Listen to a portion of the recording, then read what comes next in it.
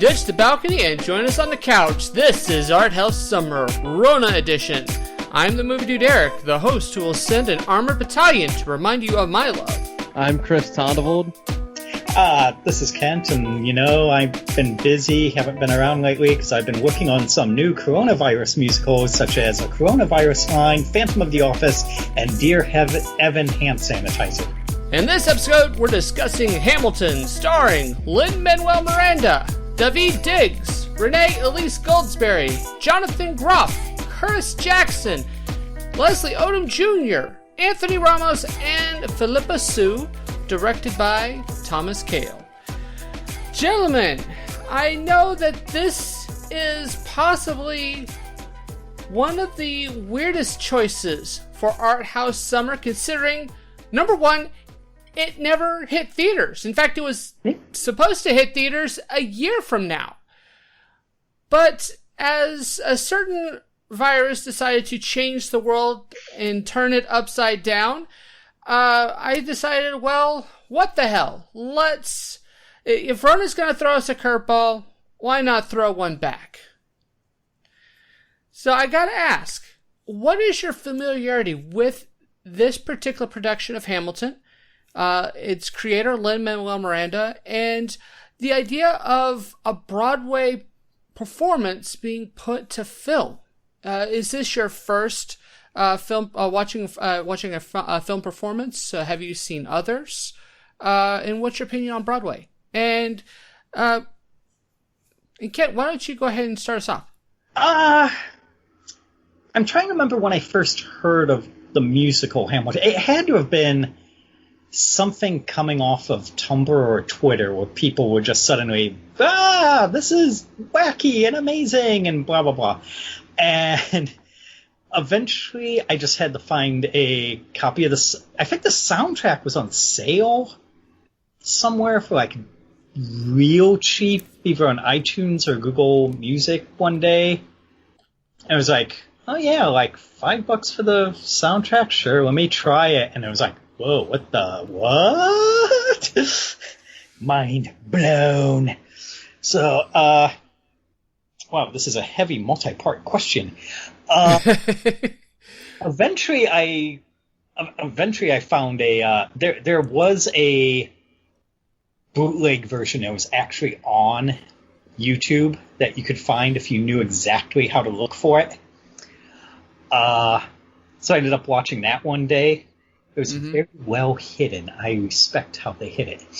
But I've never seen a professional production of a play before. I mean, I was in high school productions, and yeah, they'd occasionally film those and then we'd watch them later for some reason, and feel the embarrassment. So I've seen that, technically.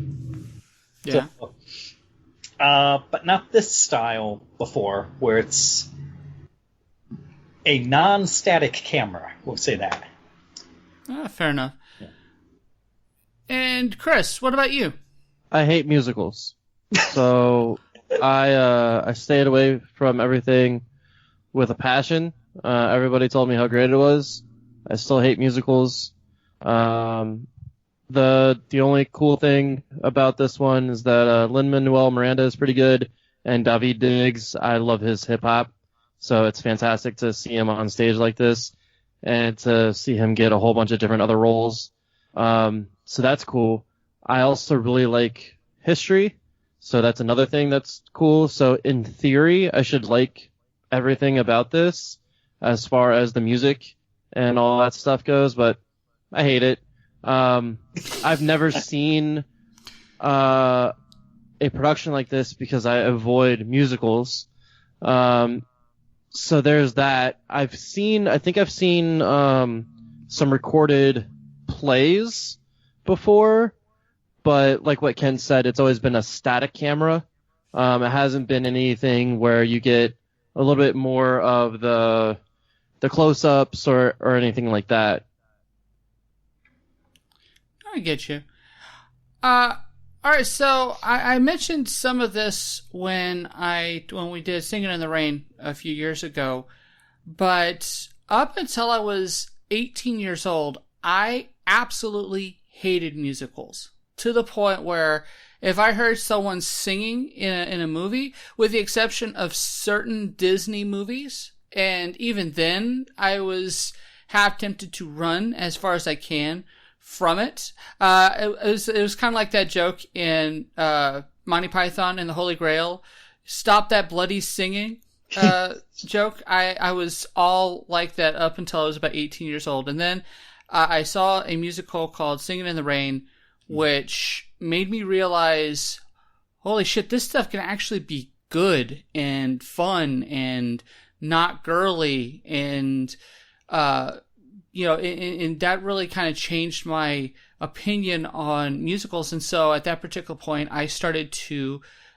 get into them, to film musicals. And then up to a point, I got to a point where I was interested in actually seeing actual musicals. And I'll tell you the one that actually got me to really want to go and see a live production, a live non-high school production, let's put it that way. And that was a little musical called In the Heights. Yeah. I saw, because one of the things I like doing is, just because it's tradition, is when it comes to the Macy's Thanksgiving Day Parade, I love watching that and making breakfast. And I've done that pretty much since I was, when I was a kid. It was a thing that my mom used to do, and I would do, when I was in high school, and I kept that tradition up. And then one day I was making breakfast for myself, and then I heard the opening track to In the Heights that was done for the Macy's Thanksgiving Day Parade. And I stopped everything I did, and I watched them perform this particular performance, and I knew right then and there I wanted to see the show. And it took me about 10 years to see the show. That's how long I waited. But after that, I did go and I started to see musicals, and I started to see productions that came here to Houston. And as it turns out, Houston is really good at bringing musicals here. In fact, me and my girlfriend, we have season tickets to Broadway Across America, which comes around here. We were supposed to actually see Hamilton a week after Hamilton came out on Disney Plus. We actually had tickets to go see it. And this would have been my second time seeing it, because we'd actually seen it in Chicago about 2 years ago. Which the funny story is that there is no way that you were not there at the same time that the family from high school I knew that was in Hoosiers was there with you.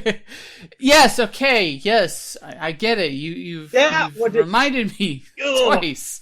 That was, you should have posted that picture earlier, because it would have been weird on the Facebook feed right beside each other. I would have freaked out and gone, guys.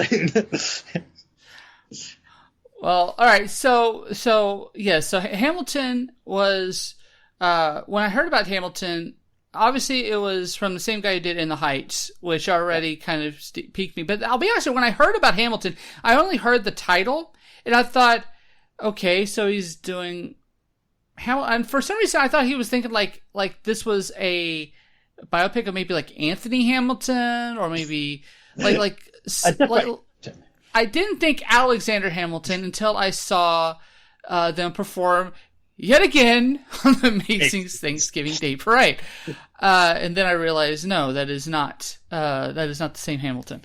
And so yes, but the thing is that understand that when it comes to live productions, when I was in high school, I was in high school drama. I did, even though I was not a big fan of musicals, I did actually enjoy the Rent soundtrack. Mm. And so I listened to the Rent soundtrack when I was in high school, and just because the music I thought was really good.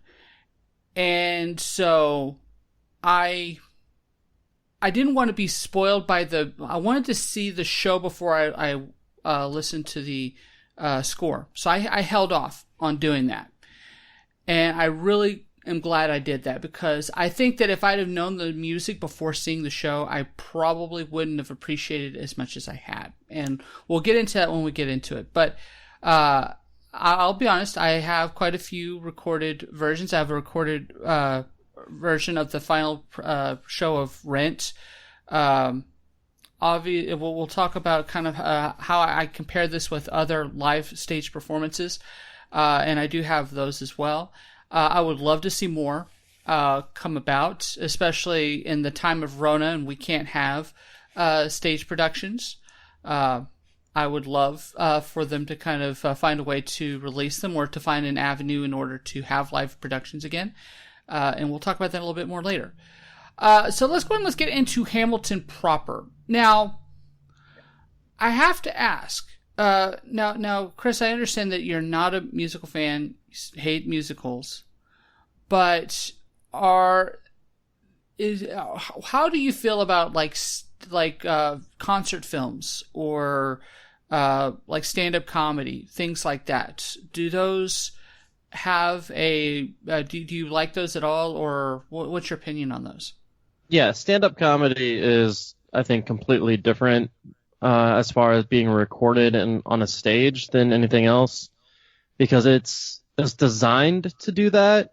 Because all you're doing with stand-up comedy is you're just talking on a stage, and everybody has a dream of doing a special and getting that recorded. So they're all kind of prepared for that. And you can also, unless they're doing something completely different as far as a recording, you're going to hear the audience reaction. You're going to see the mannerisms of the comic. You're going to see, I think one of the cool things about stand-up comedian specials is that they have different stage productions for each special, and it has some kind of theme for what they're going with. So there's a couple different things with it. So that's cool. I watch those all the time, and I laugh in my room by myself, because that's how Corona works, right?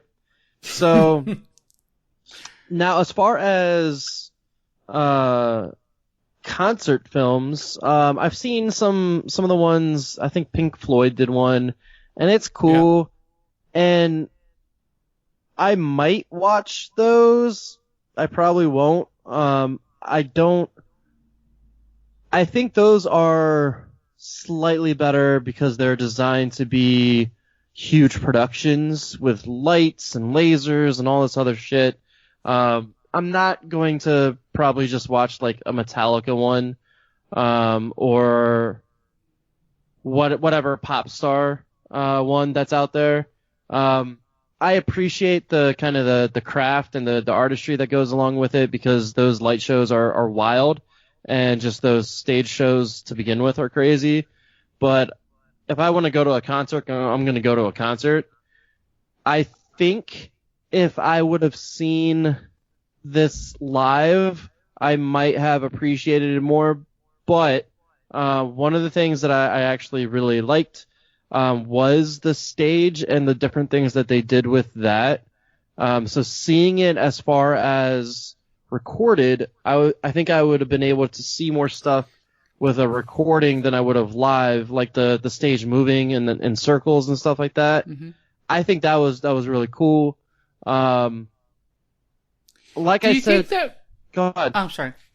Do you think that perhaps maybe some of your bias against musicals is perhaps the staging and kind of this idea of limited production value, that there might not be as much theatricality as you, because it sounds to me like some of the things that you appreciate when it comes to live performances is a sense of something kind of more a theatricality that perhaps you don't see in something more amateurish. Is that? Do you think that might be an area kind of where you're coming from, or am I off the mark? The short answer is no. The long answer is I like acting, and I like dialogue, and I like more of the I like more of the traditional acting than anything else. And when I am watching a performance like this, or just in general, like you talked about the Disney movies, right? Mm-hmm. One of the things that takes me out of a movie is when they start singing for no reason.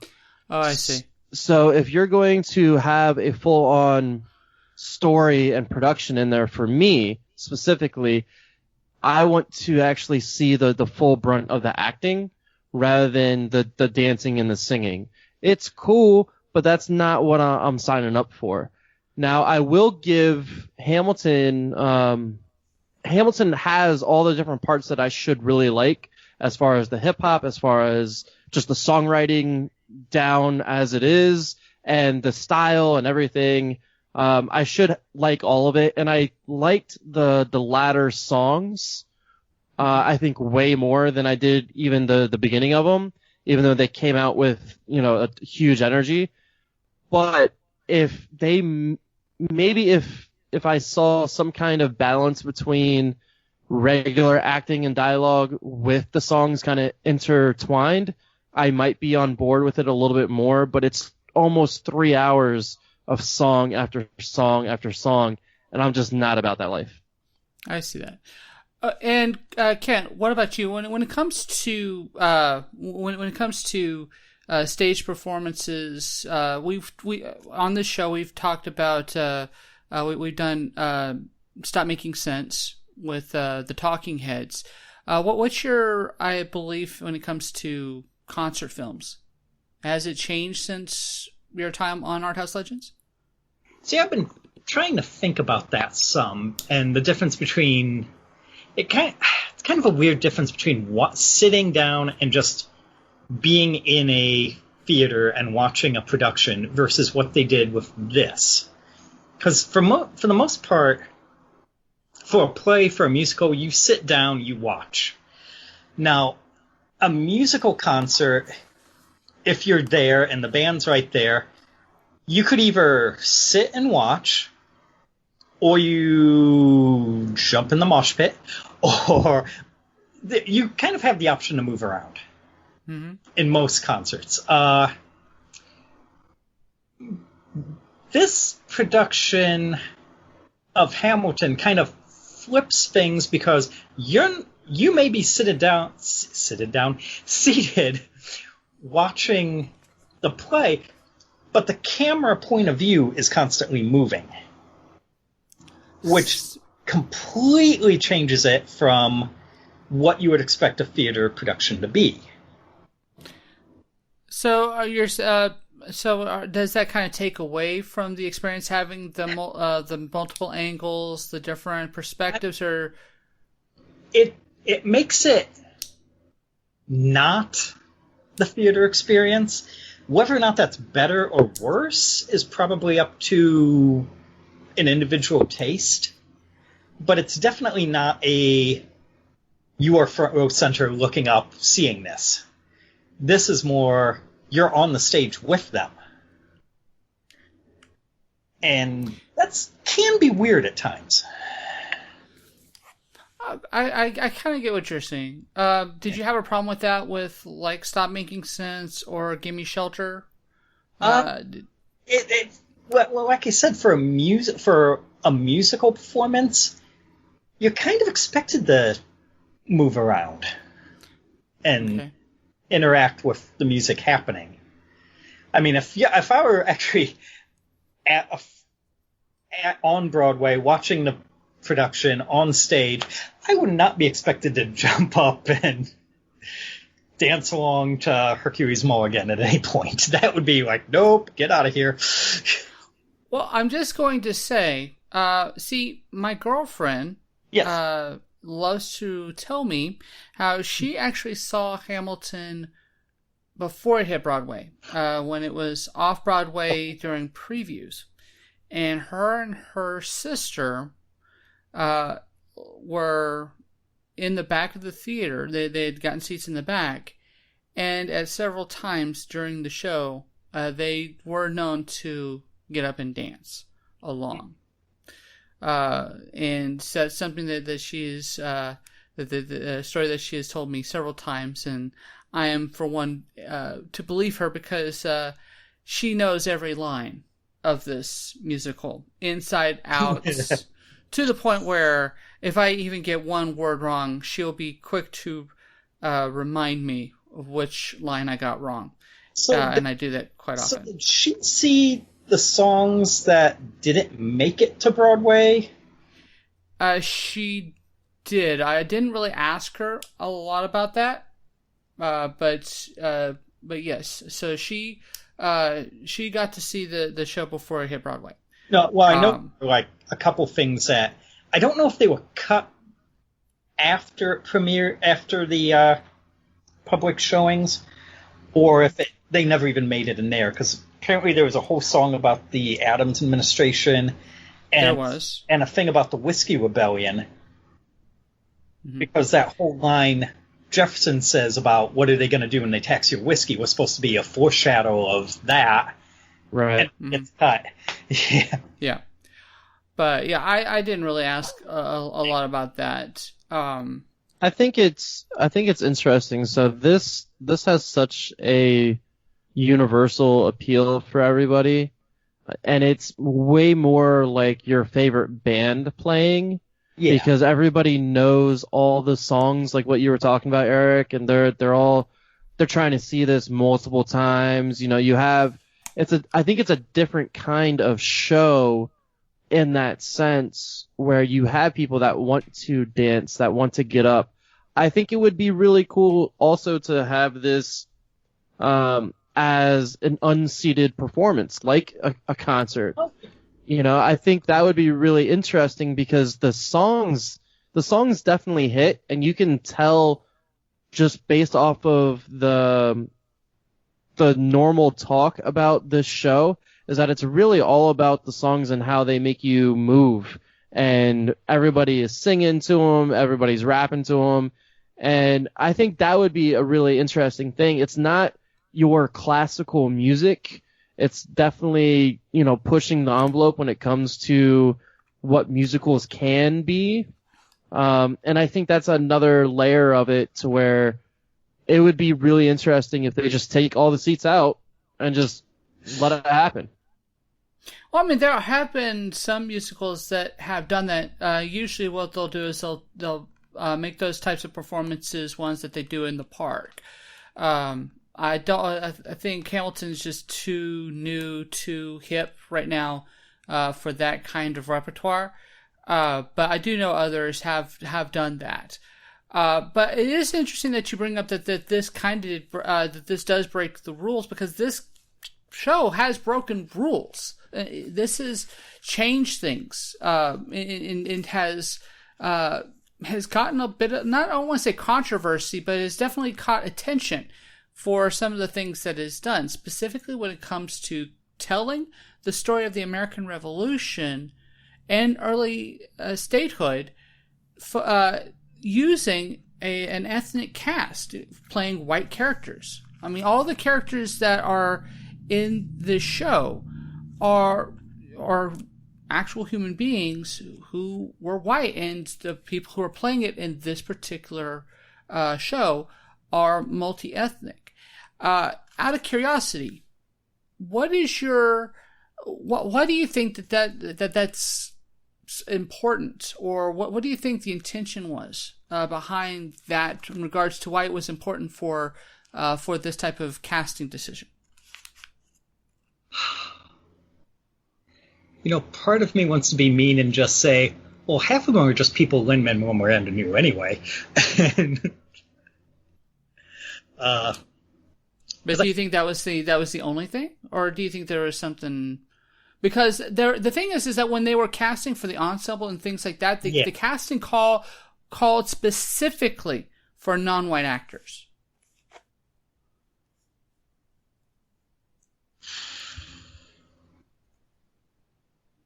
I don't know really anything except for just trying to subvert the whole idea of everything, which is fine. I also think that the there's not a whole lot of good white rappers out there, so there's also that. Fair enough. Fair enough. You know, that could be a thing. I don't know. Like I watching it, I never thought about anything outside of how they were writing the songs and how they were performing the songs, and it just made sense to have that group of people there. But I don't know exactly what they were going for. Maybe to, like I said, just to subvert the whole idea of history through a different lens, but it's the same story that we also know too. So I don't know. What do you think, Kent? I think you hit it on the head with subverting. So you think this is entirely just a subversion? Yeah, well, he's gone on record before as saying, Lin Manuel-Miranda has gone on record as saying, it's the story of then told by people now, but it's aiming for a wider group, which, yeah, being the only white person in the cast is Groff.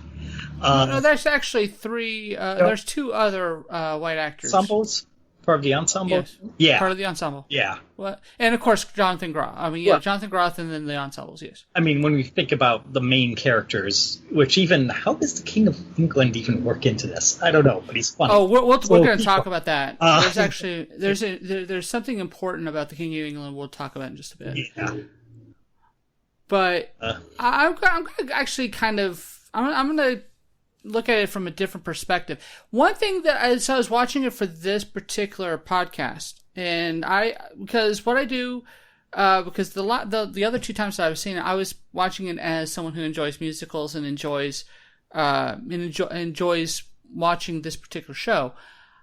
This time around, when I watched it for this podcast, I put on my critic hat, and so I have to look at this from a much I'm questioning decisions that are made throughout the show. And one thing that I found myself thinking about in certain lines that come out from the show itself, and which I thought kind of played into the reason for this casting, is the idea that this is a show that is about reclaiming your story, reclaiming history, your history, and not allowing someone else to make your history out to be outside of who you really were. And I got the sense that what the casting decision was behind this was the idea that history was made by these individuals for lives that they didn't really even think about. And what I mean by that is they didn't really think about the slaves. They weren't really thinking about non-whites, non-property owners. And I don't mean that by all of them, but the majority of the founding fathers were thinking about only that particular small group. And so having their lives told by people who did not fit into that mold, that didn't fit into that idea, and having them tell the story, having them tell their story that particular way. And we'll get into that question again later on.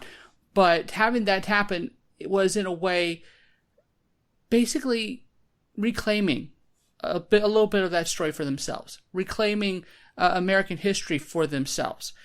And that's something that I really appreciated about that particular type of casting, that particular, the way that they're looking at history from using a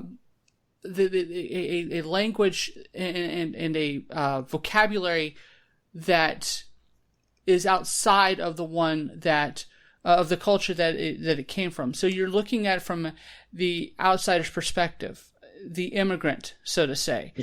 And that's another thing that this show is that really clings onto, is the idea of immigrants, people outside the system who come in, who change the system, and contribute something to the system, and appreciating that contribution. And So that's kind of where I am coming from where I'm thinking that this is going when it comes to particular casting. I'm curious, am I wrong on that, or do you think I'm off base, or that I'm that I'm not looking at this a particular way?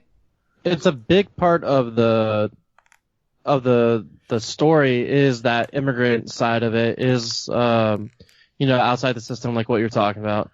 The other thing is, like what Kent said, is that it's an old story but told by new people that are current people. And I think that's also another thing where, we talk about our forefathers a lot, but it's kind of draped in this idea of that's just history, of that's just like all the way in the back. And to have them be able to bring this story out that highlights the fact that Hamilton was very outside of the norm, was such a big force of change, and is seen as someone that is very much he was a philanderer, right? But he also owned up to that. So all those pieces of it, and making sure that, like what you were kind of talking about, own your own history, own your own story. All those themes are presented through Hamilton, and that can be seen as well as just everything that's happening today. So I think it's a really neat idea to have this older story told by, modern people that are taking those themes and making it known a little bit more. So I like that idea, and I like that whole basis for it. And that brings me to what the first production number, Alexander Hamilton, the first song that comes right out of the gate, because this song kind of sets up the story. It sets up kind of what to expect for the rest of the show. But there's something when I was watching it for this time around that really stuck out to me, and I'm curious to see what y'all think about this. The Alexander Hamilton tells the origin of Alexander Hamilton. He was an immigrant from the West Indies, Puerto Rico. That's anyone who's familiar with Lin Manuel-Miranda's story knows that he also has a connection to Puerto Rico, and so he. So the song establishes his backstory, but what I find fascinating is Hamilton's not the one telling his story. It's being told by other characters, and the other characters are telling his story, right? Right. Yeah. That really stuck with me because Alexander Hamilton does come. He does introduce himself, but he doesn't say anything about himself in this. In fact, the song ends with all these other characters, the characters who are kind of telling the story, telling their connection to him and kind of foreshadowing their place in the story, right?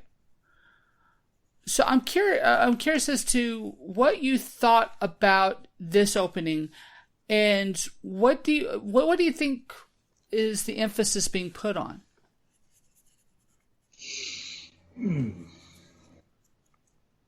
So it gives you an understanding of his background a little bit, as far as being that earnest young person that's ready and willing to do kind of whatever it takes, and that work ethic that he's willing to put in, and basically being an immigrant, an orphan, the whole thing. So it shows that classic story of, pulling up by your bootstraps and becoming something greater than what you are. But even at this particular point, he hasn't really met it. In fact, it's one of the big things about the beginning of the play itself is that he goes to Aaron Burr. Aaron Burr gives him some advice that he doesn't take to, and then he meets the guys that will be his crew pretty much throughout the war. Right, and then of course he has this big song about not giving away his shot. Right, he's that he's still trying to improve himself at this particular point. Well, since you're better with the history behind this than I am. Are there a lot of documents surviving that Hamilton wrote where he talks about himself? Well, he does talk at where he goes into, I'm Hamilton and I'm blah blah blah blah. Because it feels like most of the things he's written were defenses of other people or other things, not necessarily himself, except for the Reynolds pamphlet. No, he kept up correspondence with a great many people, specifically the correspondence that this production put a lot of importance in was with his sister-in-law. True.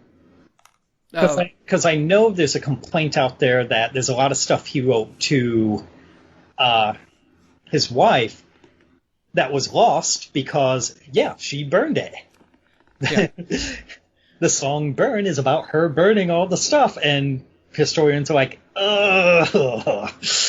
That would have been... But Angelica does play a large part in this particular story, but I'm gonna try my hardest not to get too heavy into the history, because, while I will say as a history teacher and a history nut as I am, this show is more accurate than most others when it comes to the Founding Fathers.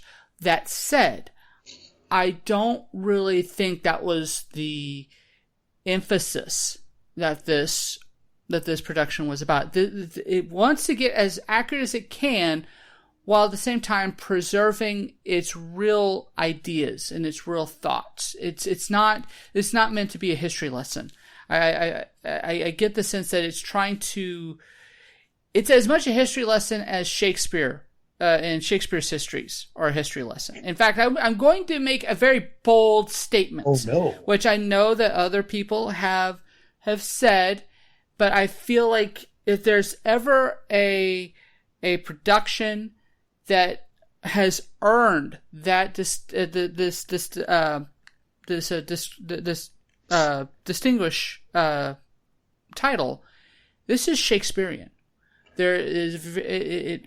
This is on par with William Shakespeare in the sense of how Shakespeare takes events, takes characters, takes people, and he molds a story around that in a way that is entertaining. It's not entirely historically accurate, but it's as accurate as he needs it to be in order to tell the deeper story that he's trying to go for. And that's the exact same thing that is being done with this particular production, with this particular story. And so I don't want to get too bogged down into the history of the actual events. But it is pretty accurate, which I do like. And the Shakespeare bit, I think, is kind of hitting on the nail on the head, because you're taking these events and making it to where it's easily consumable by the layman, and having it to where you can spread that story a lot more. You're able to get that information out a lot better. And the fact that it's not just fully made up too, or it's not just like a reimagining of everything, is another really cool thing, because pretty much everything that was said in the play or said in the musical is incredibly accurate. So I think that's a really, really nice way to blend that without having to embellish anything too. Yeah. But it's tragedy. Okay. We could just say tragedy. There is tragedy in this, but one thing I've got to admire about this is that overall, if you think about it, even though it has kind of a sad ending, no, actually, I should scratch that. It's a very sad ending. This is a celebration. This entire story is a celebration of not just one life, but of the lives that one life has touched. And I mentioned Shakespeare. I'm also going to give another distinguishment that I don't ever give other filmmakers. This fucker is Capra-esque. Kent, one of my all-time favorite movies is It's a Wonderful Life. And between this and In the Heights, which I have a strange feeling we're going to talk about next year, even though it's supposed to come out this year. And fuck you, Rona. Fuck you. That's all I got to say. Well, there goes our 13 because you just did 3 fucks in a row. Disney will not. Remember, they edited this production too because there are 3 fucks in Hamilton, and they took 2 out. And the other one they really distorted. Yeah. But yeah, I will say though that there's a Capra-esque aspect to this. This is a celebration of America in a sense, not in the sense of it being about bigger than life people, but human beings who are making decisions, and those decisions having consequences. There's not one character in this show that isn't in some fashion or form flawed. And some are more flawed than others, but this production goes very far out of its way to make sure that we understand that even the likes of George Washington has a character flaw that is crippling to him. The thing that has an impact on how others perceive him. The founding fathers were always at each other's throats. That as brilliant as Alexander Hamilton was, he was arrogant, he was cocky, and he put himself in situations where he would get himself into serious trouble. The Reynolds pamphlet, in my opinion, as the show has it, actually is not even his worst offense in this in this production. He had. I want to say the one that should have been more played up in the production was how he basically trashed John Adams, and ruined any opportunity for himself to be able to play, considering that there was even a song. The whole Room Where It Happens is all about how you've got to play the game in order to get what you want, and then he basically throws that away. And there's not even and it does so very quickly and moves on, right? So to me, it's very interesting that they made as big a deal out of the Reynolds pamphlet as they did. It did ruin his ability to run for president, but I don't even know if he was even intending to run for president. But anyway, that's a history question. So I don't know. But what do you think, Chris? I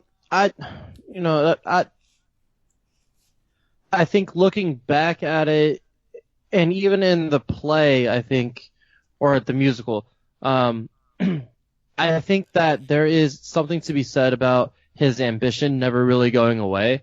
So when that Reynolds pamphlet was out there, I think that the play says that he would have known no bounds, that he would have gone for the highest office that he could have gone for. But with that, he also has that piece of him that he's going to go ahead and just embrace and get it out there, get ahead of it. And, if it happens, it happens. But he wants to be able to actually tell the story and control the story, which I think is the more important part. And I think he also probably figured out that once that got out, there's no hopes for him to go higher, especially during just that time period. Nowadays, it could have definitely happened. But back then, Flanders were a little bit more looked down upon. So, of course, it wasn't as if Jefferson didn't have a lover of color that he that he kept basically stashed away at Monticello. I got to ask a question though, and this is for both of you: would Madison and Jefferson have revealed his secret if he hadn't have done it himself? I don't know if Jefferson would have, because then that would have been the possibility of a spotlight on him. Madison. Oh no, you do it without putting your name on it. Well, yeah. Oh, he know who did it. Well, actually, no, the thing. There was a thing though. Somebody did do it anonymously. Yeah. No. If I remember the episode of Drunk History as told by Lin Manuel-Miranda, somebody did reveal it, and he went off on them, but he didn't think it was Jeff. I want to say he thought it was Madison. If anyone was going to do it, it would have been Jefferson. This was the kind of tactic Jefferson did on Adams, right? To snipe at Adams, and he was the quintessential of all the founding fathers. Jefferson was the biggest troll of them all, easily the biggest troll. So if there was one that would have done it, it would have been Jefferson. Madison kind of was more Jefferson's lackey, if anything. But I also think that if they thought that he posed a great threat to them being in office, they would have probably leaked it out and made a big scandal out of it. Mm-hmm. So I think that is definitely there. The other part is that everybody is kind of underhandedly trying to get ahead of everybody else. So no matter what would have came out, I think all the tea would have been spilled. Not just in the harbor, but like everywhere. And it would have been a different look for everything, to say the least. Yeah. So, out of curiosity, was there any character that you found yourself relating to specifically? Either Alexander or any other character, by any chance? I think a cross between Burr and Hamilton. Because I found most of my life has been, oh, you should wait for it. Meanwhile, at the same time, there are times I don't know when to shut up. Which is Hamilton to a T. Yeah, that is true. But it's interesting that you bring up those two particular ones, because I feel like, especially in the way that this story tells it, that Hamilton and Burr are different sides of the same coin, right? Yeah. They're both polar opposites, but at the same time, they're both strikingly similar in character. Yeah, Burr is very much more of work within the system to get what you need, play the game more. He is what a lot of politicians are probably now, where you don't really pick a side too much, and you just smile, kiss babies, and keep those polls up, and keep that social media presence up. And I think that's where he lies. But he has still those aspirations of being in the room, controlling the conversation, being a part of everything, and being as a high of an office as possible. And Hamilton was that brazen aspect of that, where they still shared the same aspirations, but just two different ways to get it. Well, I mean, Burr was power for power's sake, is kind of the way that this production puts it, right? Because it seems like he was always interested in gaining status by getting a higher position, higher power, becoming a senator, becoming president, all of these things in order to gain a status. Not so much in order to work for the citizenry or to complete an agenda, but in order to gain personal glory. Whereas Hamilton, while he wanted personal glory, he made it clear that it was for specific things, that he wanted to see specific things happen, whether it be to see the colonies break away from Britain, or to have a strong federalized banking system or central banking system in order to ensure economic solvency for his new country, right? And I find that that's very interesting, especially considering that we have the song "Dear Theodosia" that comes near the end of the first act, where you have both Burr and Hamilton both singing a song to their children. The same song, actually, but they having the same desire to pass on something to their children that is more than what they themselves had, right? Yeah. Because you go ahead. No, you're good, because I just lost it. I'm sorry. But I guess the thing that I'm curious about with you is, what does that song to you say about how these two characters are? I mean, it's a similar song, but we also know that they have different approaches. So what do you think that song tells you about these two men?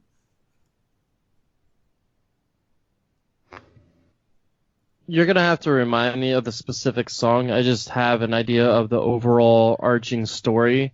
You just want to see if I'll get copyright struck. Is that it? No, because the only thing that I'm thinking of when it comes to Burr versus Hamilton is kind of like what you were saying, which is power for power's sake. But also, Burr just wanted to be accepted and just be a part of the conversation. So he was always feeling, at least to me, that all he wanted was acceptance in the bigger scheme of things.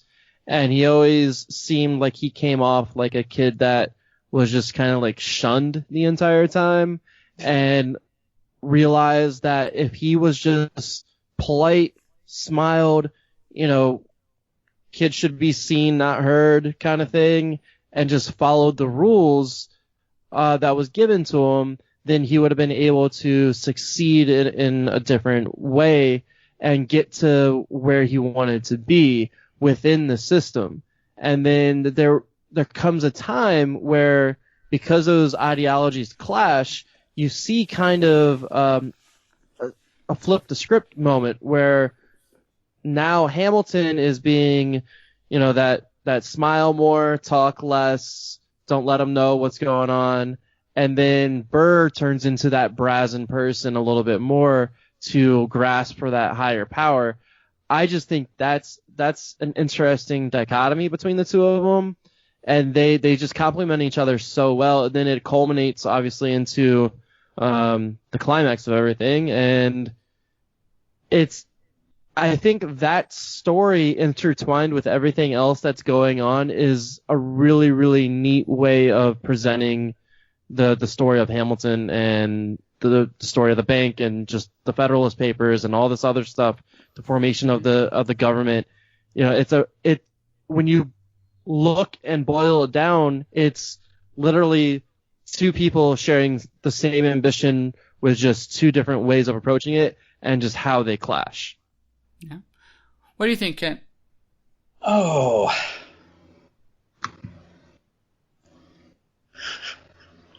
I'm blanking. I'm totally blanking. Well, you say yourself that you feel at times that you are Hamilton, that other times you feel that you're Burr.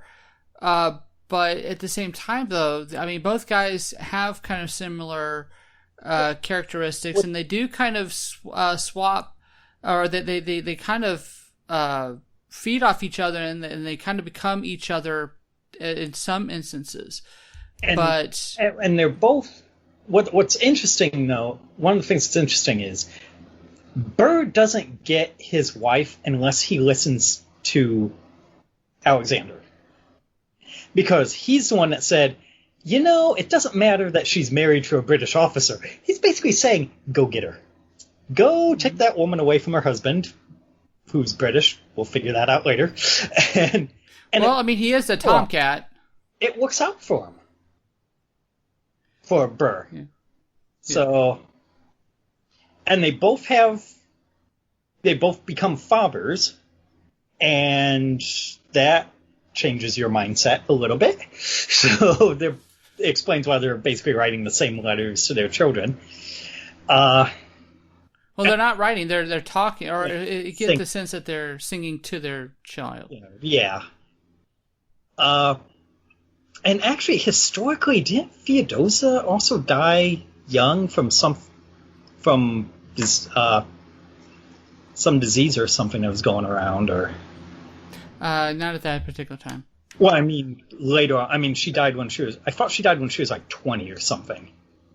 Yeah, but that was after these events.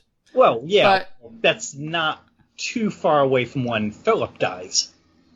Well, we'll get. Well, I mean, if you want to know about that part, well, it's actually kind of beyond this particular story. But still, yeah, it's still a historical tragic thing.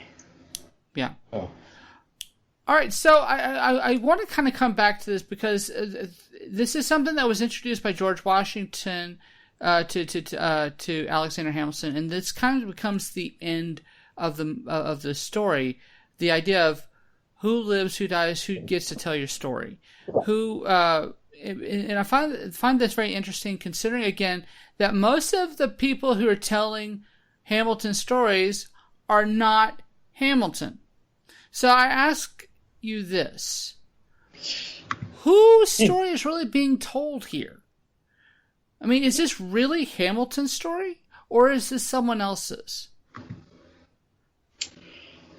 It almost feels at times like it's Burr's or Eliza's story being told with a framework of how they relate to Hamilton. Well, I find it interesting that Burr's the only one who sings "How Does a Bastard, right. Son of a Whore." He's the only one who sings that particular frame. In fact, you would say that that's his leitmotif, to use song music language. Look Around is all about the Schuyler sisters, specifically Eliza. That seems to be her refrain throughout. So, Satisfied is something that is going to be Angelica, things like that. So, and again, I'm curious though. I mean, so you're saying that it's that Burr and Eliza specifically are the ones that are telling this particular story. So you're saying that none of the other characters are providing context, or is it really just those two? I'd say it's mostly them. Maybe Angelica, but because they also seem to pass off between. Angelica will tell you about Eliza. Mm-hmm. Almost everything you need to know about her is from Angelica. Burr, it's not correct exactly saying it, but Burr almost is the narrator chorus. Because he'll step in at other points when Hamilton's not around and go, because his description of leading to Yorktown it's him. Hamilton's not around for that. So it's like, oh, how did we get here? And explains the background behind it. And here's the thing that I find very fascinating. I don't actually notice this when I was watching it for this podcast. Yeah. Eliza doesn't ever truly address the audience. Not really. Ooh. It's Angelica that does. That does. There's Hopeless, but even that she seems to be singing more towards Alexander, not to the audience. Angelica is the one. I'll be honest here. The moment that I realized that this play, that this show was the thing that why this show is as big as it is, the one that made me realize how important this thing is, was Angelica's rewinding time. Yeah. Going that. I'll be honest here. That and Eye of the Hurricane was some of the best use of time and dance I think I've ever seen in a Broadway production. I'm still surprised that a rewind has not been used as often in Broadway, because to get to see the same events from two different perspectives, to get it from two different angles, and to see Angelica and Angelica's side of this, and to realize how important that this is actually going to be into the second act, that means a lot. And I actually found myself kind of catching my breath during that particular version of the events.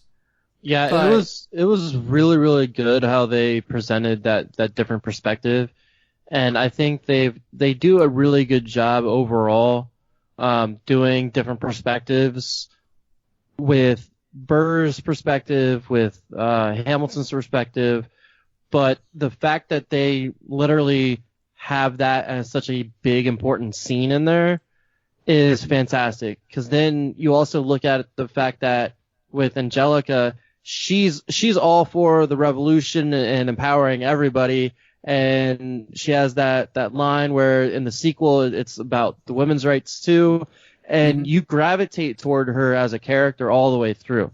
She's such a big force throughout everything, and to have it to where she's in control of Hamilton's last half of his life, because she sets the stage for him and Eliza to get together, and she understands that it's really for her benefit, for Eliza's benefit, even though her Angelica and Hamilton have this big, strong connection.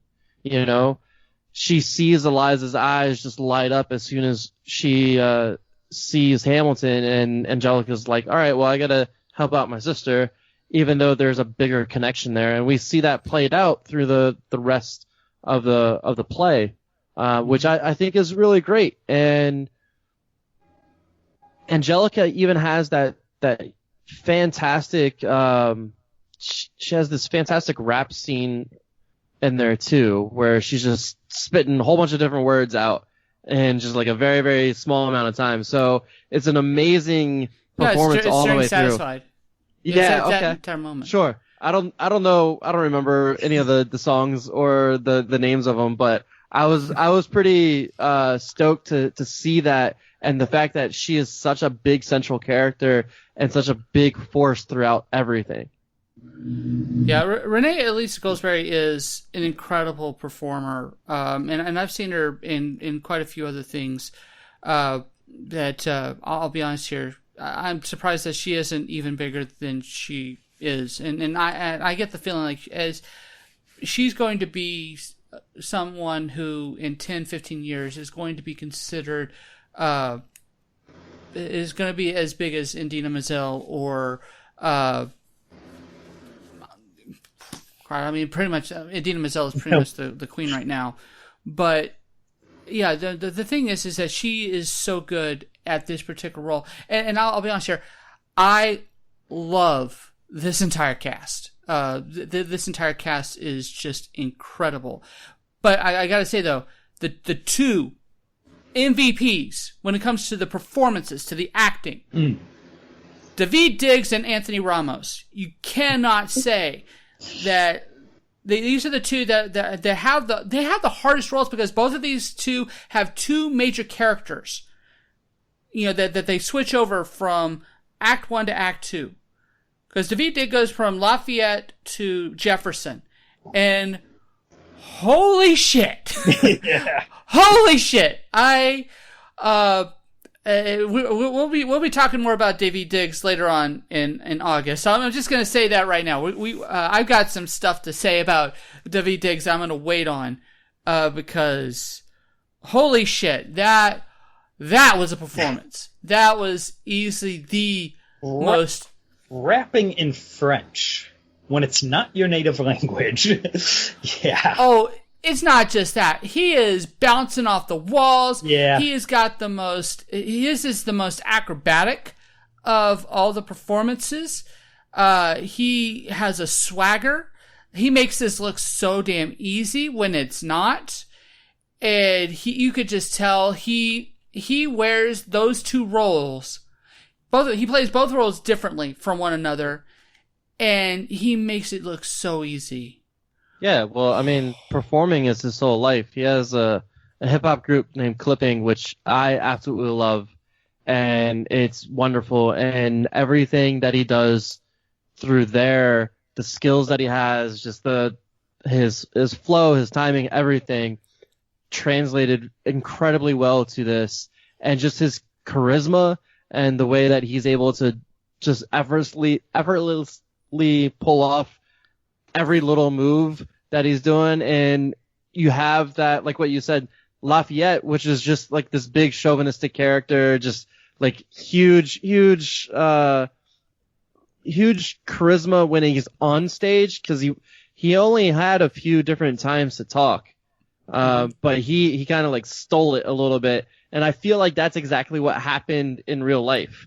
That you get this Frenchman that is just charismatic Frenchman, this leader of men that's going in there just kicking butt and taking names, and has really, like, as far as I remember, he's the only one in history that really like got close to everybody revolutionary wise. And he's the only one that really, made a name for himself. He's the only Frenchman that we remember, So yeah. I think that's really cool. But yeah, I was so incredibly happy to see him just kick this out of the park, and it was fantastic. As Jefferson, really getting that swagger in there, perfect. Kent? Swagger. Anyway, okay, so this is to clarify, this is your award for the two best performances. Easily. I mean, okay, so Daveed Diggs, I mean, again, I don't want to get too much because, a little slight spoiler about what we're going to be doing in August, but we're going to be talking about Daveed Diggs again in a performance that, in my opinion, he should have won a damn Oscar for. And so I don't want to give too much away on that one, but I also want to talk about Anthony Ramos, because he also has his is more difficult, because his characters are a little bit more subdued than Lafayette. It's not as showy, right. But at the same time, it still requires a very, very strong lead performances. And I understand after seeing this specifically, and of course I've seen him in other movies, but from this I can understand why he gets to play Usnavi in The Heights. He gets to take the Miranda character from In the Heights, and he gets to be the lead. And this has me as excited about that, and more excited about that now, because he has star. He feels like a star in this role, right? And if I'm wrong, please let me know. If you don't find him to be as strong. Oh, no, Ramos was great. Yeah, I just want to give everything to Faripa, so. No. But I also feel like there is one. I have a hot take, okay. And I'm expecting people to fight me on this one, so I'm just going to go ahead and lay it out right now. Lin Manuel-Miranda is an incredible wordsmith. He's great at getting the words out. He's a terrible singer. Can we agree on that? He is not the strongest singer. I think compared to everybody else that was around him, I felt like he was the weakest. It's not just that. The thing is you could tell that he tries actively to not sing. And the times when he really has to sing, he usually kind of does this kind of talk sing thing, because he doesn't feel comfortable like laying down actual singing. And the thing is, I've heard, I've watched Mary Poppins Returns. I remember that. And the thing is when he's not when he's not putting out rhymes, and when he actually has to do a little bit of singing, he's just not a very strong singer, and that's again, I want to say that it doesn't make him any less talented. He still earns all the respect and the accolades that he gets. But we also have to just admit this one thing.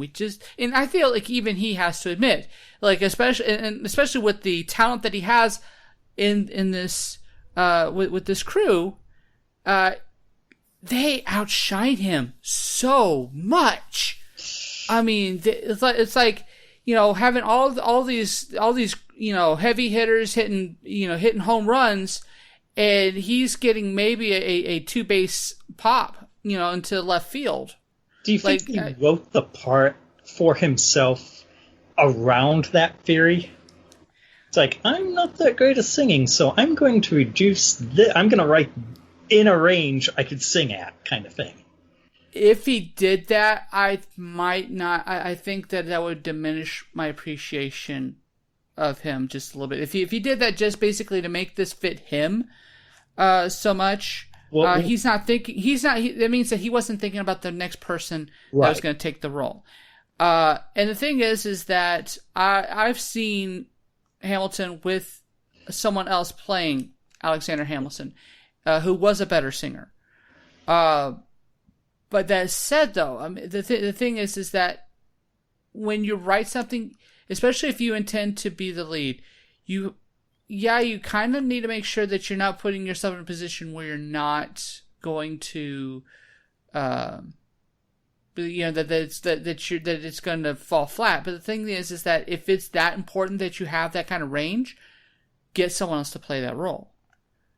Okay, even Woody Allen had to say, okay, I'm too old to play this role. I have to find another actor. Okay, even someone who clearly is writing a character to be themselves themselves at a younger age, they have to admit, okay, I can't play this role anymore. But yeah, so I don't know. What do you think, Chris? Does that? Do you think that was what he did, or do you feel that? Do you feel like I do that would have been that diminishes the role a bit if he actually did that? I think that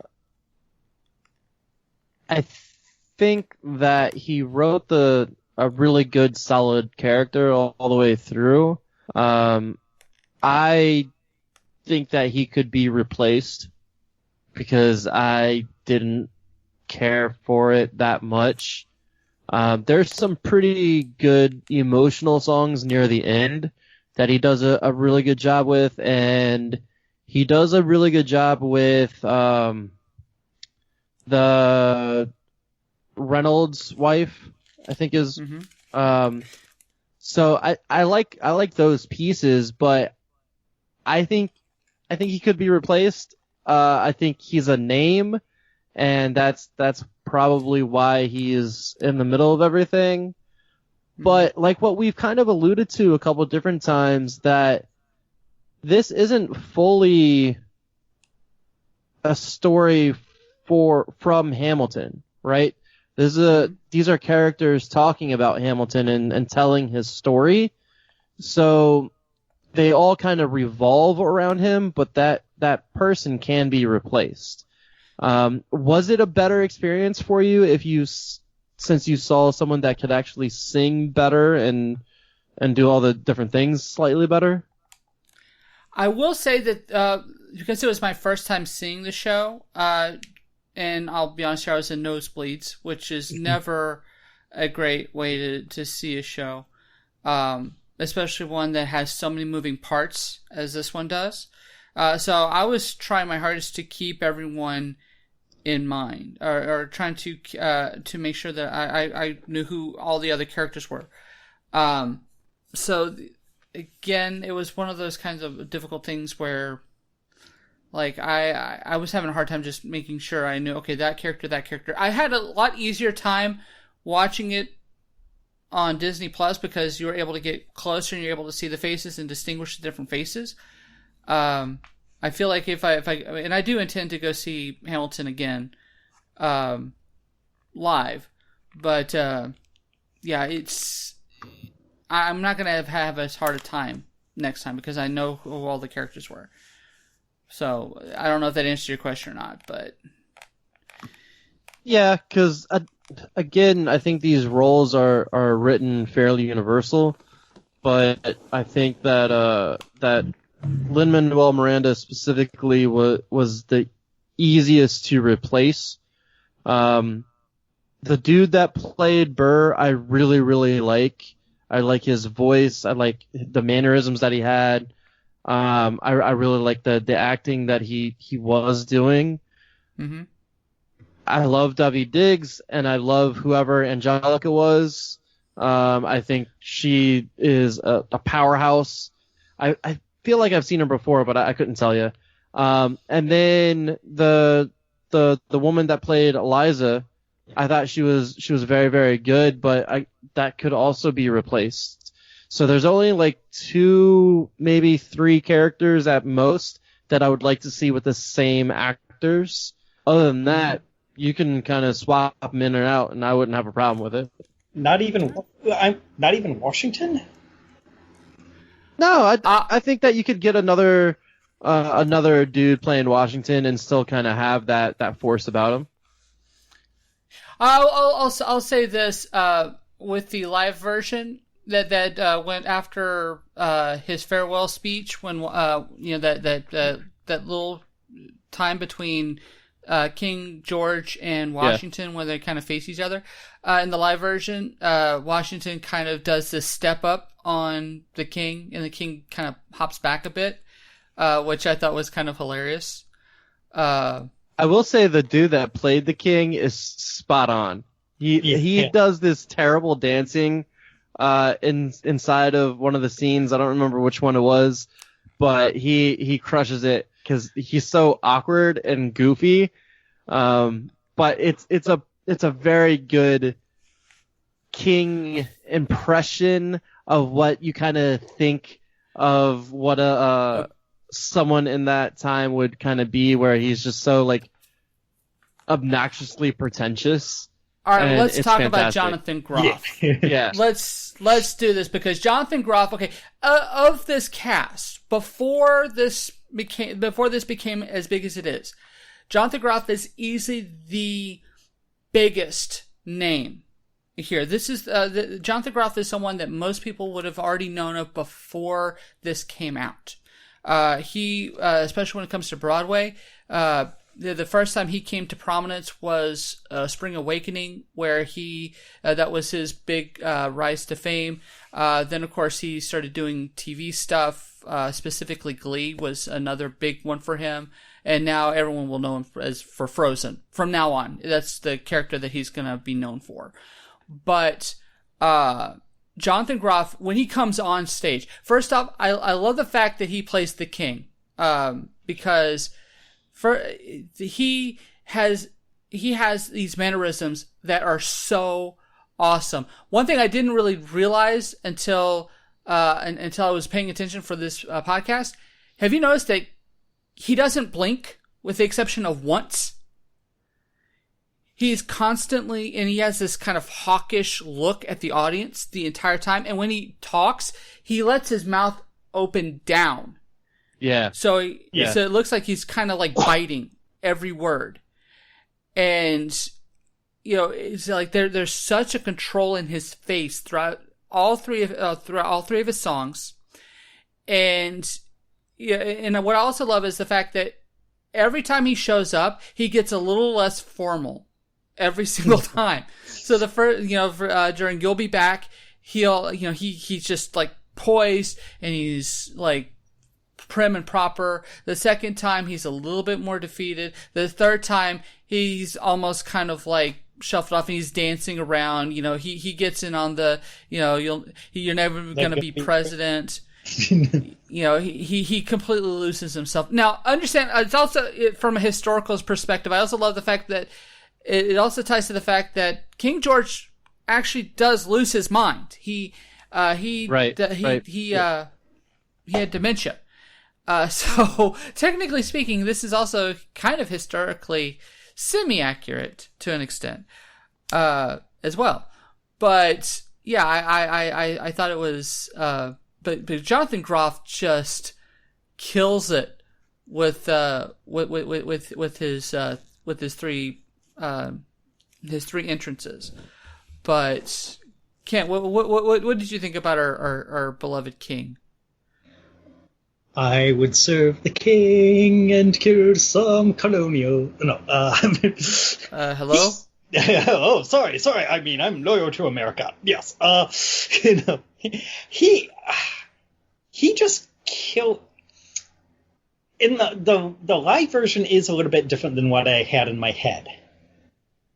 Because one time I was trying to explain this entire musical to somebody, and I started playing You'll Be Back to them. And when it gets to A Fully Armed Battalion to Remind Me of My Love, the guy I was explaining to, his face just went, what? And I start dancing. And I kind of expected him to be dancing during that part, but he just stands there, very static, going da-di-da-di-da. And it's like, I expect at least somebody behind him? I don't know. Redcoats dancing, ready to kill people or something. But you don't see that till any kind of dancing, until later, which tells me, he's gone insane and he just doesn't care anymore. Well, one thing I really appreciate about the end of You'll Be Back is that when he leaves the set, one of his soldiers kills a colonial, and he looks on. Like, okay, you did your job. Not just, let me make a quick side note, not just any colonial. This is the ensemble character is played by Irina Du Bois, is the actress's name. Whenever a bullet is fired, she is the bullet. There's a couple of times where she acts as the bullet and misses main characters. She points Philip to the guy who he wants to duel. She talks about how great... She talks up Burr right before his disappointment that pisses him off, that leads to the duel. She's kind of plays both deaf and a... Loki-type character? Yeah, an instigator of death. Interesting. If you just, like this most recent time I watched it, after I heard about this theory, I just watched her whenever she was on. And it's like, if somebody has to do killing, has to imply death, it's her. I get you. Which is weird. All right, so here's my question, and this will be the last question before we get into Geek Sheet. Would you like to see Hamilton turned into a proper adaptation, a proper movie musical?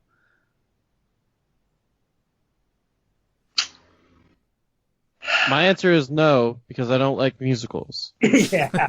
I kind of figured that one. But I do like the idea of it being a drama, or like The Great on Hulu, where it's the kind of like silliness of it, because I think the story is really, really good. And didn't Giamatti play Hamilton or something? No, you played John Adams. John Adams. Rufus Sewell played Alexander Hamilton in that adaptation. Okay. But I think that would be interesting, because I think the dialogue could be basically stripped from the musical that we have for the most part. And I think the ideas that they have and the way that they're presenting it is a really good one. And the overarching story, I think, is really good. And if they do where it's really Burr and Hamilton, that's the whole story, with all these other side characters, I think that would be really, really interesting. I like the idea of Burr actually narrating, kind of like what we were talking about before. That would be an interesting approach. But as far as a full-on production of a musical, who cares? They're all terrible. Well, Kent? It almost sounds more like you want an adaptation of the book by Ron Chernow that inspired this. Maybe. I haven't read the book. We'll find out. Yeah, I haven't read the book either, but apparently it got real popular because of this. Which that idea sounds good. Just take that book and adapt it as a pretty long miniseries. But I don't think this there's a lot of this that I don't think would work as a proper movie. I don't think any of the King's parts, I can't imagine how you would cut it in right. I'm not sure how you'd cut Yorktown in right. Unless it's all just rapid flashes. There's too much that happens in this that doesn't quite translate if you did a proper movie.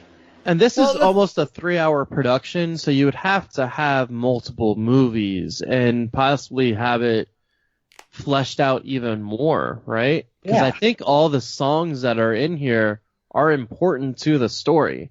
And the ones that got cut, like what you guys are talking about as far as the Whiskey Rebellion, you could have that put back in and split between 2 movies at that point, and now you have more story to go off of, too.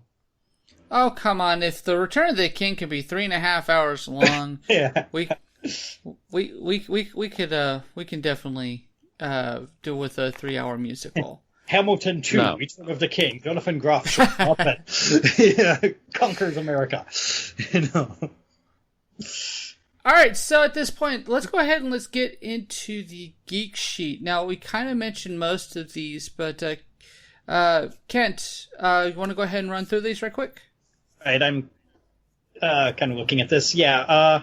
Miranda has most recently done Mary Poppins Returns, Moana, His Dark Materials. Well, In the Heights should be coming next year. Someday. I still have the hopes that HBO Max will see the success of Hamilton and will decide, we could do that too, Yeah. We do have another Lin Manuel-Miranda and just in time for Christmas. Hey. Just saying. Just saying. I can dream. I can dream. Well, if they change the rules, maybe they will do that just to try and get it the Academy Award. But depending on how good it is, because right now our front runners are kind of questionable. Okay, Goldsberry, Altered Carbon and Waves. I still have to watch it. Waves, I love this movie. I want to talk about this movie so badly, and she is so good in this movie. It is just insane. Is that with Sterling K. Brown? Or yes. Yeah, okay. I need to watch that. Have you seen it? Please, no, I need to watch that. Oh, you gotta see it, man. Yeah. But whatever you do, don't watch any trailers. Don't let yourself get spoiled. The thing is that there's a twist in this movie that you need to be virgin for in order for it to appreciate it. Sure. I saw the original trailer for it, and I think that was it. And I don't really know much about it, but I like Sterling K. Brown quite a bit, so it should be a good time. David Diggs on the TV version of Snowpiercer and Blindspotting. And Clipping. Go listen to Clipping. It's fucking great, and it's really, really good. One of my favorite stories was they played in Baltimore, Clipping did, and it was in the great height of Hamilton. And Clipping is not what you see on Hamilton. It is not clean. It's all dirty. It's all talking about a whole bunch of different stuff. Drugs, sex, a whole bunch of nonsense. And the beats are weird beats, and they're really great. But one of my favorite stories is how a whole bunch of theater kids went to one of their shows, and they were just not prepared. Because you have what you hope is a slight version of Hamilton, and then they get pretty much the exact opposite, and it's fantastic. Okay. Jonathan Groff, his time on Glee, which so many people are trying to forget they ever had a Glee phase. I won't. But he's Kristoff on Frozen, so And he also the elk? Yes. Oh, elk. No, yeah. no. He's not the elk. Oh, he's not. I thought he was both. No. Okay. Jackson was in Momoa. Not Momoa. Moana. Dang. Yeah, he was the king. He's king. See, he got up. They made him a monarch anyway. What the heck? Odom was in Murder on the Orient Express and Harriet. Ramos is going to be in The Heights. Was in Star is Born and Godzilla, King of the Monsters. I always must say this, Godzilla. And so was in Smash and Here and Now. Okay, I'm curious, have any of y'all seen Here and Now? I feel like... That seems like, how does a Russell T. Davis thing get past me? Let me put it this way. That show is so hard to watch in the sense that it will emotionally break you. I had to stop after 4 episodes. I couldn't take it anymore. Let's just put it this way. It does a kind of near future thing that will break your heart. It's one of those types of. So it makes Battlestar Galactica look like Happy Joy. No, that's Utopia in comparison to Here and Now. It is. Ouch. No. You have just watch the trailer and understand what you're getting in for. All right, we are running a little low on time, so we'll go ahead and jump into this. Chris, Kent, do you agree with the critics and the fans on Hamilton? Do you give it a pass? Do you give it a fail? Or do you give it a maybe? Chris? I'm taking my biases out of this, even though I shouldn't.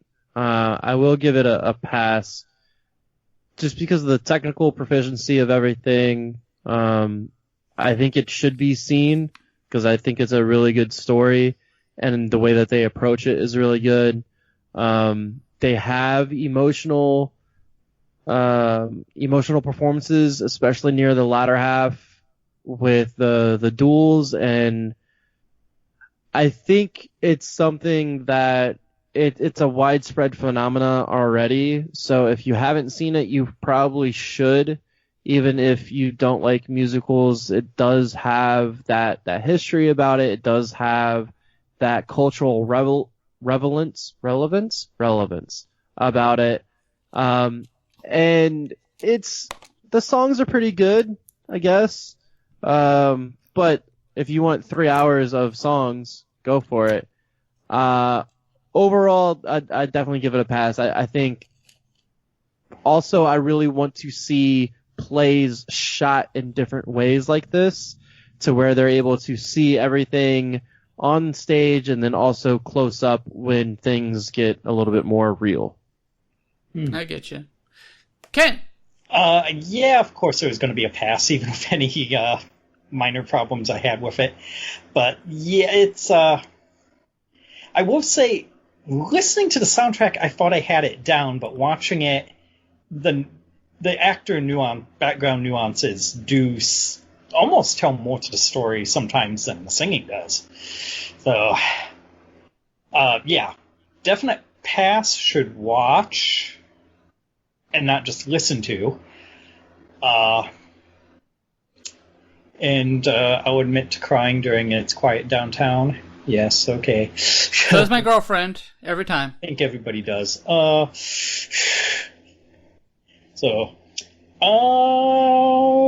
Yeah, so that's... I just thought of some other stuff I was going to bring up, but we're past that now. All right, so before I give my grade, I'm just going to say this. Another little hot take, I guess. Even now, I still prefer In the Heights over Hamilton. Slightly. Now, understand, that's not to say that Hamilton isn't great. It's just that, and I have a feeling that when we talk about In the Heights at some later point, that I can explain exactly what it is what In the Heights does that Hamilton just doesn't do. But the thing is that every time I watch this play, I love this one even more. And the reason for that is because what Lin Manuel-Miranda did as the writer and as the for the book and the score, what he did was he didn't do the same thing as in the Heights. He actually kind of went in the opposite direction. Instead of it being about all these different people, he focused it on one character and his relationship with the other characters. And that is something very beautiful in seeing how his life impacted theirs. And the moment, there are 3 moments in this musical that I get caught up in. Satisfied does it every time. Just the way that Angelica that she's bearing herself to the audience, letting us know how the regret that she feels for passing up on Alexander, and you could sense that within the play that she was a better match for Alexander than Eliza, and history might have been very different if she had taken him for herself instead of giving it up for Eliza. And the ending, I'll be honest here, I get really, I get the big frog in my throat at the end when we find out that it's not about Alexander, when it's when it becomes her story and she addresses the audience for the first time. And that's something that's very, very powerful to me. There's so much, and I don't want to talk about just the play. I want to talk about how this performance and how the direction, how they cut from the angles, because the thing is you still have to see the theatrical production. This is not the theatrical production. This is just a recreation, because there's so much going on that stage that you don't see because the camera can only focus on certain things, and it wants to emphasize certain things where there's other things that are happening. And so you need to, this is a production that still encourages you to still go and seek out the live event. And in that sense, this movie does that. It makes you want to go back and rewatch it and and go and actually see the live production. And all of that stuff is why I give this thing a pass. It's still not my favorite Lin Manuel-Miranda. We'll talk about that at a later point. But, oh my God, I love this thing. So, huge pass. All right, with that said, Chris, where can people find you on the internet? You can find me on my own podcast called Ambition Radio, where I interview people who have found some kind of balance between their life, family, career, and the pursuit of their passions, dreams, or hobbies. I'm on the Facebooks, I'm on the Instagrams. You can also shoot me an email, ambitionradiopodcast@gmail.com. Let's chit-chat and share your story out in the world. And if you're wanting any more Arthouse Legends goodness, you can go onto our website, arthouselegends.libsyn.com. You'll find all of our old episodes there. You can, if you have iTunes, Spotify, Stitcher, iHeartRadio, you can find us on there as well. If you would like to check out our YouTube channel, we're at Arthouse Legends. Also, we have a Facebook page if you want to come and harass us a little bit and tell us about awesome stuff that you like about our show, or if you have a suggestion for an episode, you can do it there on Twitter at Arthouse Legends, or if you just want to send us a nice little note, tell us how amazing we are and how you need more Arthouse Legends in your life, you can do so at arthouselegends@gmail.com, and I will get straight back to you. But Chris, Kent, thank you for joining me for this episode. This is MovieDude Eric. This is Chris Tondevold. This is Kent. And see you next year at the drive-in.